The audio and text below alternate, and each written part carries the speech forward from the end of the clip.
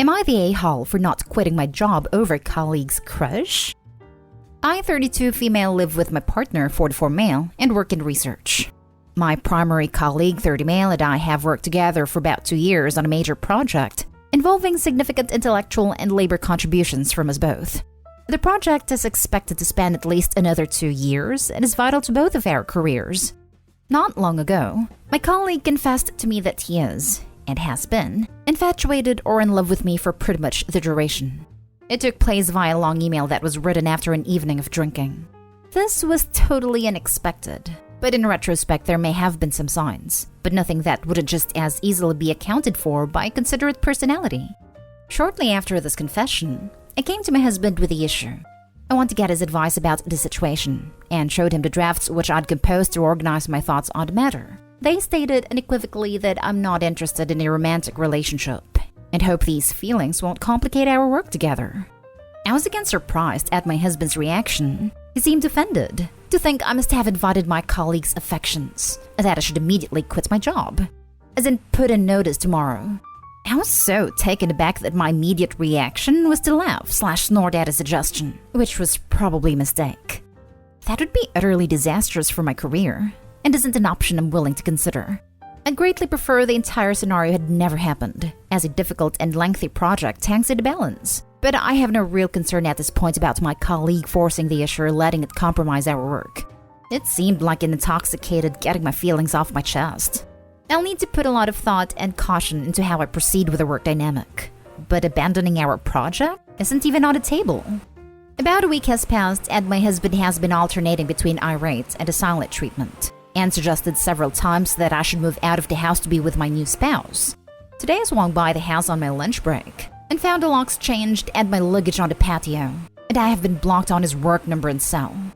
Obviously, he cannot possibly intend for me to really move out, and is just pulling what I absolutely believe to be an a-hole-ish power sulk.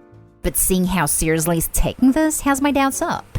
Maybe I was ultimately too uncompromising when I refused to even entertain quitting my job for the sake of conversation and his feelings, and to shut the idea down so abruptly. Am I the a-hole? Now for the top comments before reading the little updates. Not the a-hole. Your husband, on the other hand, he is totally the a-hole. He seemed offended to think I must have invited my colleague's affections and that I should immediately quit my job. Because obviously the only reason someone could possibly have a crush on you is because you have instigated it. Who's on the house? Can't just chuck your stuff out. That's a great conversation to have with a lawyer. House is actually in my name, inherited from my dad before I married. The luggage I packed contained only some random things, a couple of suits, miscellaneous items from my nightstand. This makes me believe he's just chucking an outsized tantrum instead of expecting me to actually vacate. But you've brought up some good points. I know it's hard to face, but I suspect he actually does, if he's gone to the lengths of changing the locks and packing up all your stuff. But if this is how he acts over you refusing to ruin your life over something so minor though, you're probably better off without him. If you do talk to him again, which you absolutely shouldn't unless it's with police present or through a lawyer, do not leave your job for him, no matter what he says. Almost every abusive relationship starts with the man convincing the woman to leave her job. My horrible ex tried it, and thank God I didn't because it was my lifeline, and this behavior has mistreatment written all over it. Find a place to stay that he can't possibly know about and get a lawyer. Change any passwords he would know, especially anything tied to money or credit. Check with a lawyer before doing this with joint accounts though. Keep a charged cell phone on you at all times. Make sure a trustworthy person knows where you are, and consider getting some kind of self-defense tool. He may go insane when he realizes you're actually leaving and not begging for him back. Not the a-hole, obviously. He's actually in for a rude awakening if he tries to kick her out. His name is not on the house. It's her house she inherited. He has no stake to it and legally can't evict her. She can evict him though. He's throwing a tantrum because a coworker has a crush that clearly is not returned at all. And a good husband would never ever demand his partner to risk their entire career over this. I'm sure Opie knows how to handle her workplace stuff, so he needs to cool it. Though Opie, I agree with us. You need a lawyer, and to take some self-defense classes. Not just because you're a tantruming husband, it's a good idea to have the courses anyways. just in case the crush goes sideways, etc. Please be careful. Also, OP, not today haul. Your husband needs help desperately though. He is showing signs of abusive behavior. And now for the updates. Hubby called me. Long story short, he's been extremely anxious each day when I leave for work, and buckled from that pressure today. I'm welcome back home once I've quit my job, which is obviously still unacceptable. I am considering taking a week of accrued paid leave, which will hopefully result in an adult conversation with husband, as well as coming to a decision about how to best handle colleague. That failing, I'm hearing the word lawyer loud and clear throughout these comments. I'm grateful for all of the support and perspective. Update 2. I ended up calling my sister third date female, something I avoided initially because I didn't want to stir the pot by involving family members who are already disliked by husband. I'm currently with her and cousin, 35 male, who are both supportive. Our plan is to call a locksmith tomorrow to regain access to the property. Husband can ruminate with friends or at a hotel for the present, and for cousin to collect some important things of mine from the house, and for me to stay with my sister for a few days while I take a hard look at my situation and options. I'm not set on divorce at this point, but I definitely need to reassert some very basic boundaries before exploring further discussions with my husband. Thank you strangers on Reddit for helping me emerge from the emotional haze with some clarity. Next story is titled, Am I the a-hole for making my husband miss seeing his mom for the first time in over a year on her birthday? Last night was my 21 mother-in-law's birthday. She is 65 and healthy, but my husband 23 hasn't seen her since the beginning of the pandemic. This is important to know. I'm 34 weeks pregnant and also healthy. But last night, I was feeling particularly emotional and physically in pain from working. I'm working from home until my due date, but my boss made me go in to make copies, and that turned into a half-day event. By the time I got home, I was exhausted and in need of a massage. My husband was on his way out of his mom's dinner, and he was expecting me to meet him there. He was disappointed when I told him I wasn't going to go, but he understood. However, when I asked him to stay back for half an hour to give me a massage, he got upset that I'd make him late, and in turn piss off his mom on the day seeing her again for the first time since pre-pandemic. So I suggested I get a massage from our mutual friend, my best friend's boyfriend, who is a massage therapist in training. But there's a tiny bit of history between us, so my husband didn't like that either. So to quicken the recount, we argued. He ended up being late. And after his mom called and he blamed me for his being late, which resulted in me getting lectured by his mom, I told him to stay home and take care of me, or he'd have to start paying his own phone bill. I pay his. He did it, but then slept on the couch that night. Didn't speak to me at all today. And tonight when I returned from making more copies at the office, he'd claimed the bedroom, leaving my stuff for sleeping on the couch. About an hour before writing this, my sister-in-law, 30s, called and yelled at me for not letting my husband go to the dinner. He'll be able to see his family, including his mom, whenever now that she's vaccinated, but he missed out on the family reunion experience of the dinner. But I literally just needed some TLC. So, am I the a-hole? Now for the comments before the little update. You're the a-hole. There's a time and a place for needy behavior. That time ain't it. Why couldn't the massage wait till later? You also blackmailed him into staying home, not to mention the weird threat to invite an ex over. You're the a-hole. No one's mentioning the whole guy who she has a tiny bit of history with thing, which is such a weird manipulative card to play. You're the a-hole. Time to grow up before your baby comes. You're acting manipulative, immature, and honestly are toxic as hell. Seriously. You said you'd get a massage from a guy you have history with? What? You made your husband stay home to take care of you and threatened to not do something for him if he didn't? You are legit toxic. And I wouldn't be surprised if he does leave you behind after that psycho bullcrap. I'm fairly certain that this is the first Reddit post that has actually gotten under my skin. I don't think I'll be able to add anything new to the conversation here, but I'll give my 2 cents. First, you obviously think you're hot shot if you think that you have the power to threaten a grown man by not paying the phone bill. Providing phone service is a responsibility given to you in this relationship, and you don't get to just shrug your responsibilities because you don't get a damn massage. It's a stupid threat anyway. The man can go and get his own phone if he wanted to. It seems he comes from a family with a backbone. Second, get the hell out of here with this inviting your ex over to give you a massage. Pregnant or not, the man is right to have to put her ass on the couch. That is one of the most disrespectful, immature things I heard in a while. I hope you take a good long time to flip the roles and put yourself in his shoes on that one. Third, I understand in sickness and in health, but he's not your nanny. If you're all tense, take a Epsom salt bath or something. It's fine if you're tired and want to stay behind. His mommy has been there and I'm sure would understand. Let him go eat dinner with a woman who chose to make her life about him. Good on her and her daughter for calling you out on this. You're the a-hole. I wouldn't be able to talk to you for at least a week. And now for the little update.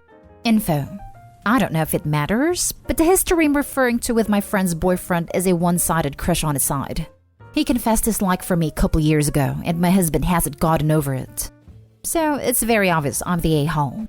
I mentioned my friend's boyfriend because I'd mentioned the idea before during a regular conversation, and he didn't take a pause. This is a friend that's around often, so there's comfort between all of us.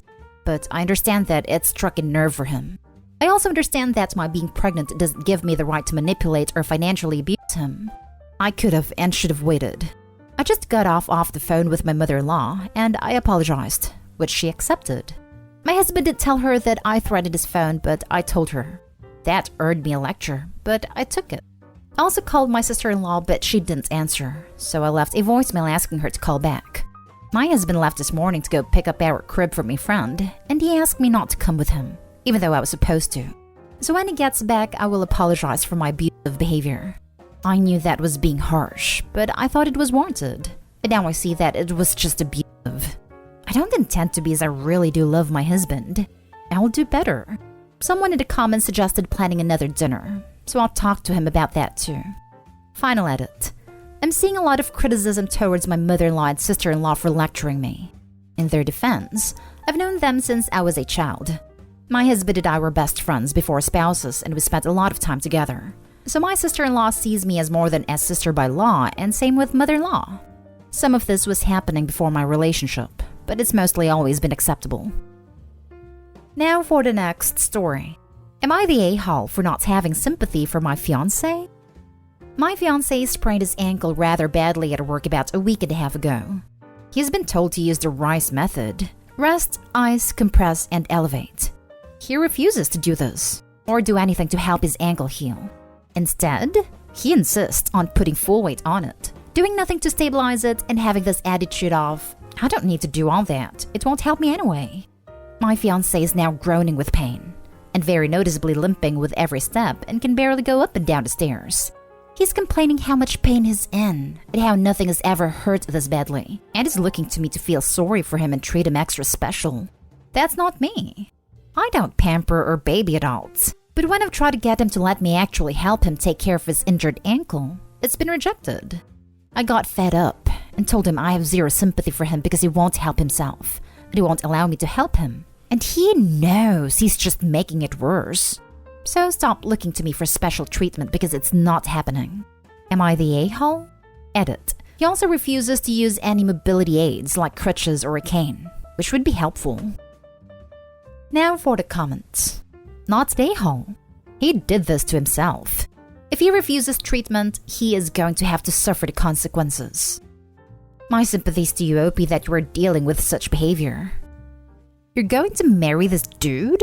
Should you have children, get excited for him to tell them to man up when they've got croup or rear infections. That following doctor's advice is for losers. Not a a-hole. Good luck to you though. Not a a-hole. And in a way, this is a gift to you because this is very useful information to have about his behavior before you're legally tied to each other. He sounds like one of those men that thinks acting strong beats any sickness, trying to be a hero in his head for powering through. Last story. Am I the a-hole for refusing to pay the internet bill because he went and blew a bunch of money? My fiancé is absolutely terrible with money when he gets depressed. He splurges whenever he hits a rough patch. He has never put us in the hole, but he still buys stupid stuffs and almost never gets used, or used once and tossed to the side. He also has a habit of buying drinks and snacks every time he goes to the store, even if he had just eaten. We have easily over $200 in gas station purchases a month. If he's not spending money, he's not happy, basically. We both work full-time at a really good paying jobs. However, we have been saving for nearly a year and a half for a 20% down payment on a home loan. Despite us both putting money towards the savings in every paycheck, we don't have much. Maybe $2,500. Why? Because he is on a depressive spell. It has been for like 4 months. Therefore, he's only been putting like maybe $10 out of his paycheck into the savings to my $100 to $150. I don't use the internet. I don't watch TV. I don't play games. I don't use it for literally anything. Despite this, usually I'm the one who pays the bill. We split bills. It runs $90 a month for basic. 3 days ago, I come home to find a brand new toolbox and a bunch of tools. This man is not handy. I have never seen him even touch a hammer. This toolbox and tools run about $350. I was pissed. Didn't pay the internet, now it's turned off. When he asked why the internet was shut off, I made it quite clear that if he wasn't buying stupid stuffs that he will never use, then the internet would be on because we would have the money. I wasn't about to leave myself with $40 for the next week just to pay the bill because he decided to splurge. He tried arguing that those things are stuff that we should have in case of emergencies. I won't budge, and he doesn't have the money to pay the bill either, so now he can't play his video games to decompress. Am I the a-hole? Edited to add. He refuses therapy. He gets depressed easily once a year for months at a time. Not the a-hole, obviously. You have a much bigger problem than an unpaid internet bill.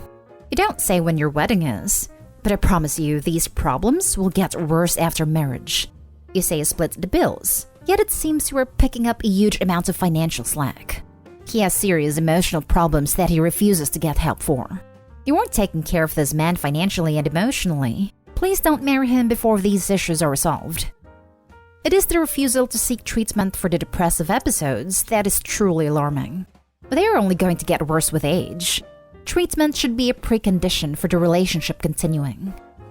Not today, home. Don't marry someone who you don't trust to share financial responsibility with. I'm curious. How did he save up the money to buy you a ring to propose with? He wasn't depressed at that point in his life. That was 2 years ago before we started saving for a home loan. It's a very simple ring. I think it only cost like $300.